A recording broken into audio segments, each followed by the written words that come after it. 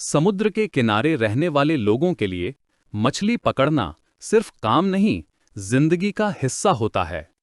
उसी तरह कुछ मछुआरे अपनी छोटी नाव लेकर निकले।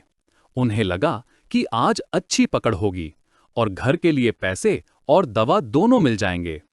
नाव धीरे धीरे किनारे से दूर होती गई। हवा हल्की थी, आसमान साफ था, पानी शीशे की तरह चमक रहा था।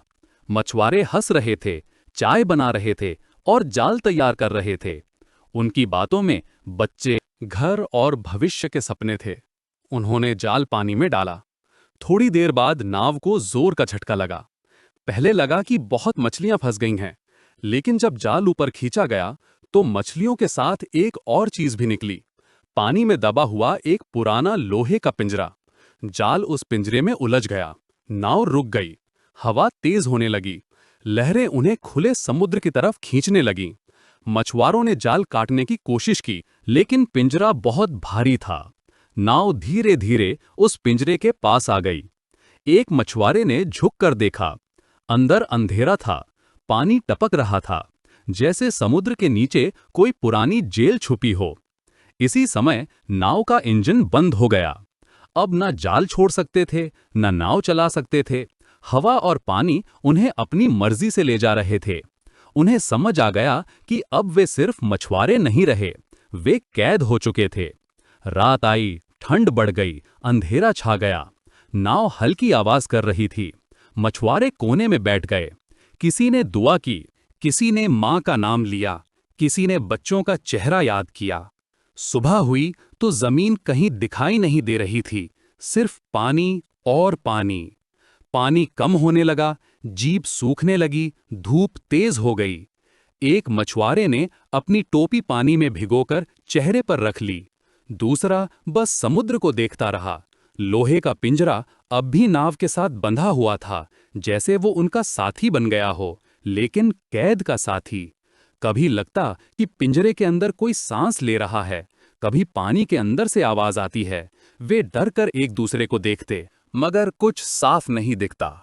दिन गुजरते गए, शरीर कमजोर होते गए, होंठ फट गए, आंखें जलने लगीं।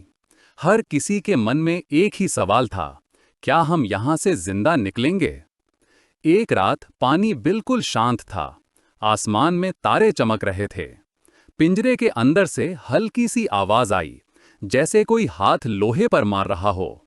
उनका दिल तेज धड़कने लगा।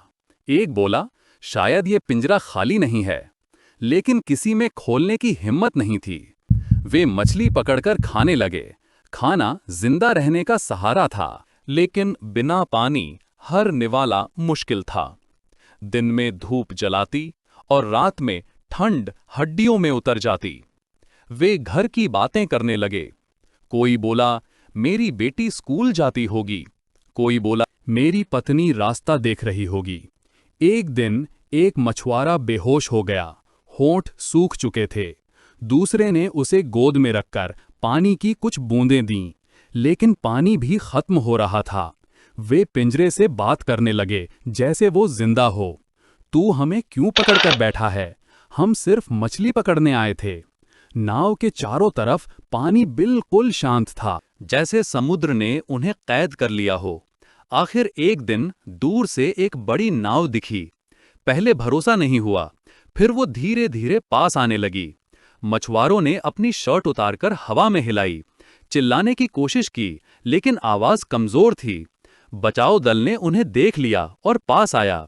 जब उन्हें नाव से निकाला गया तो उनके पैर कांप रहे थे, आंखों में डर और पानी दोनों थे। नीचे देखा तो वो लोहे का पिंजरा अब भी पानी में बंधा हुआ था। किसी को कभी पता नहीं चला कि वो पिंजरा क्या था, जेल, तस्करी का पिंजरा या किसी पुरानी सजा की निशानी। लेकिन उन्हें ये जरूर समझ आ गया कि उस दिन वे मछली पकड़ने गए थे और समुद्र ने उन्हें खुद कैद कर लिया था।